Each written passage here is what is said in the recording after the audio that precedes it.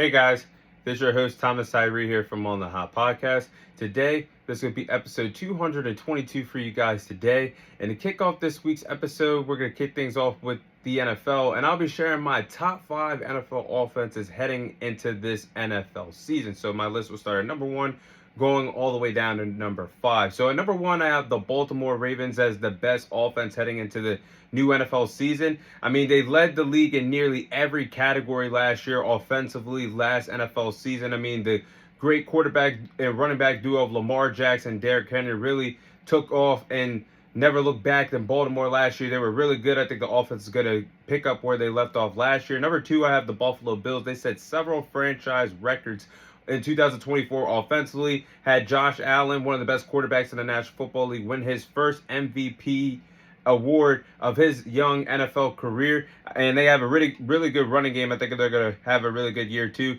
Number 3, I'm going to go with the Detroit Lions. I think the Lions are going to be really explosive. They led the league in offensive scoring last year. The only question mark with the Detroit Lions is the fact that Ben Johnson is not on the sideline calling plays for them anymore. He's the new head coach in Chicago, but we're going to see how effective the Lions offense will be. They're number 3 on my list. Number 4, I have the Cincinnati Bengals, the trio of Joe Burrow, Jamar Chase, T. Higgins. They're all healthy. They've dominated in the NFL since being together in Cincinnati. And I think all the signs point to the Cincinnati Bengals dominating again offensively this NFL season. And Chase Brown, their running back, could be really effective running the football or be an effective pass catcher as well. He's going to be having a big role in that offense. And number 5, I'm going with the reigning defending NFL Super Bowl champions of the Philadelphia Eagles. I think that a lot of people might think I put them a little low, but let's not forget they did lose Kellen Moore, their offensive coordinator. They could take some time to flow offensively, and things could take some time to gel and how they like to do the play calling in Philadelphia, where they want to pass or run the ball a lot. I think they'll take time to figure that out. But those are my top 5 offenses. Now let's go into a deeper dive of the reasons why I have them ranked 1 through 5 in the first place. So number 1, again, the Baltimore Ravens. They dominated the league offensively last year, and they led the league in total offensive yardage, offensive yards per game. Ravens as a team led the league in rushing, and they scored a total of 518 offensive points last year in the National Football League. Pure dominance on the offensive side of the ball for the Baltimore Ravens last NFL season. But then you look at the work that Tom Monken has done. We know Tom Monken, before he got this Ravens job, was the former offensive coordinator for the Georgia Bulldogs in college, and he had some. He did have some work done in the NFL. He was known for being an offensive coordinator around the league, so he has that NFL experience. But the RPO system with Lamar Jackson and Derrick Henry, 2 effective rushers at 2 different positions, it doesn't get much better than that. So it's always hard to game plan for these 2 if you're a defensive coordinator. They probably keep you up late at night thinking of a scheme. Can you stop Lamar Jackson and Derrick Henry on the defensive side of the ball? Because if you're a defensive coordinator and you load the box expecting Derrick Henry to run, that only opens the playbook for Lamar Jackson for RPOs. The fake it, the Derrick Henry, pull the ball back, throw it to the open target. And then you also, if you load the box, you have defensive players, DBs, not in the back. Linebackers and defensive backs are not dropping back into coverage. And it's hard because what do you do when you game plan for these 2 respective players? So as an offense, the Ravens are going to be explosive. They have Lamar Jackson as their quarterback still. Derrick Henry back in Baltimore at the running back position. Their receiving room is pretty solid. They got Zay Flowers, who just had his best season of his NFL career last year, was a Pro Bowler. Had over 1,000 receiving yards. So they got Zay Flowers, Rashad Bateman, DeAndre Hopkins, who they just brought in for free agency, a veteran wide receiver that they're not going to ask too much out of him, but he could be that big play threat when they need to move the ball down the field or need to score points quickly in 2-minute drills or in game-winning drive situations. So you brought him in during free agency. I like the double tight end set that they have in Mark Andrews and Isaiah Likely. That's really great.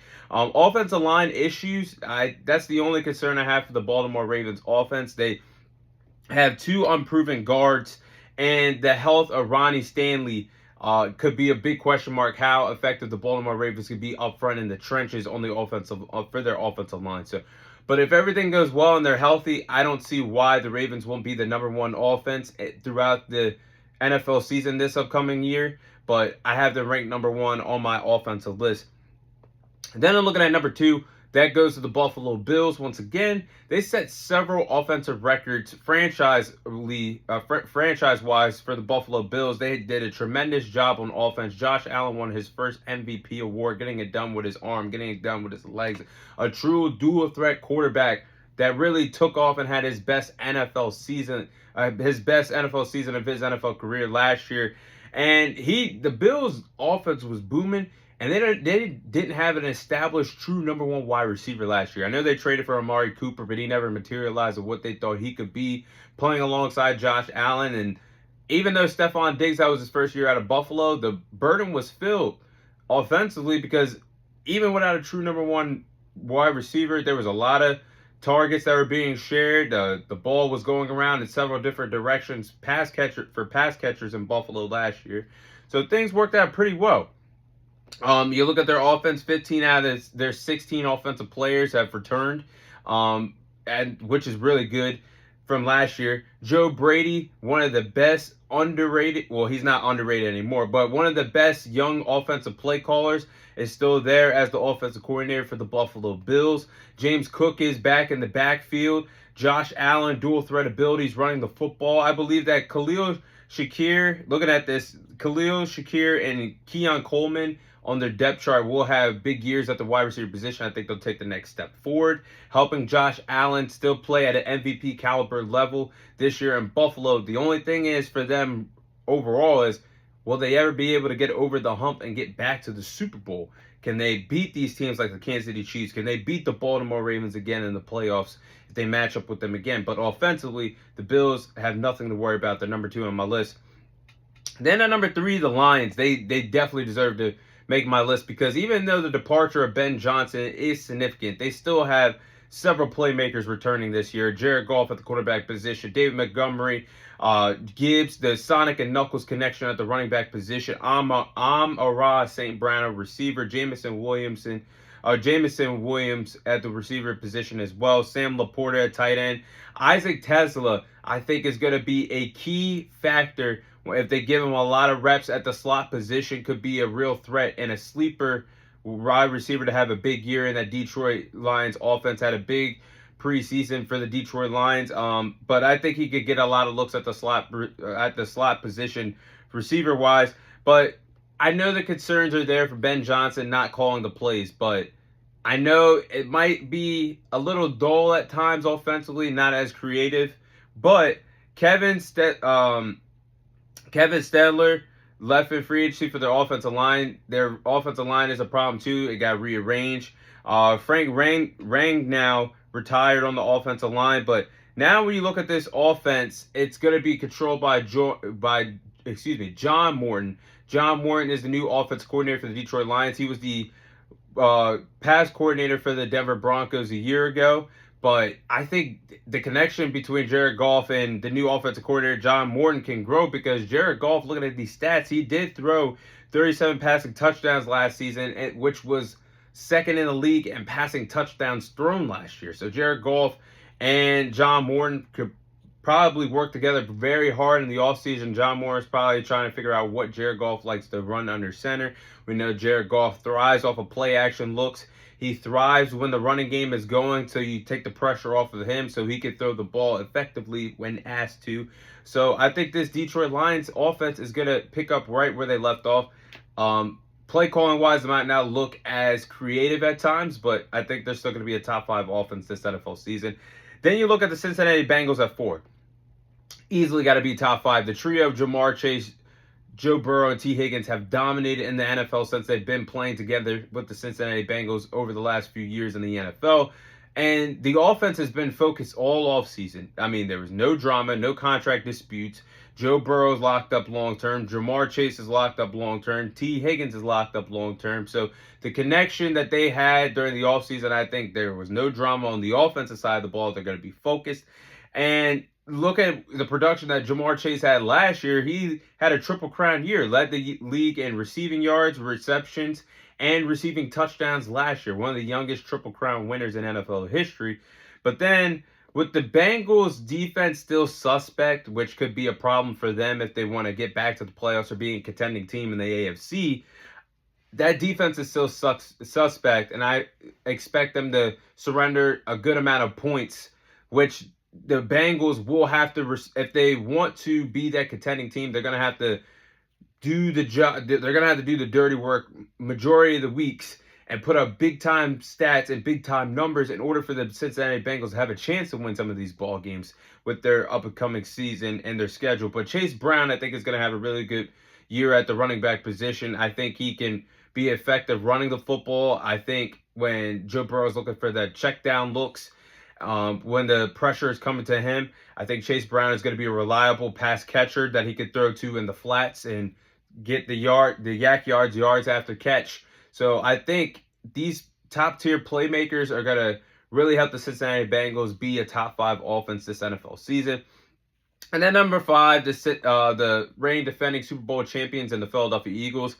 Now, everyone or some people watching and listening might question why I put the Eagles at number 5. It's because everyone may question the fact that, oh, they are the Super Bowl champions. Why put them at 5? If anybody remembers last year, even how stacked this offense is with Jalen Hurts, A.J. Brown, Devontae Smith, Saquon Barkley, one of, if not the best offensive line in football, we can't forget the struggles that this offense did have at times last year. Did we not forget that Jalen Hurts was not really effective throwing the football during that playoff stretch last year when they defeated the Packers, when they defeated the Rams in the divisional round, when they defeated the Commanders in the NFC Championship, when they defeated the Chiefs in the Super Bowl? Jalen Hurts only had one 300-yard passing game and 4 playoff games last year. Now, I understand if it ain't broke, don't fix it. Saquon Barkley was effective rushing the football.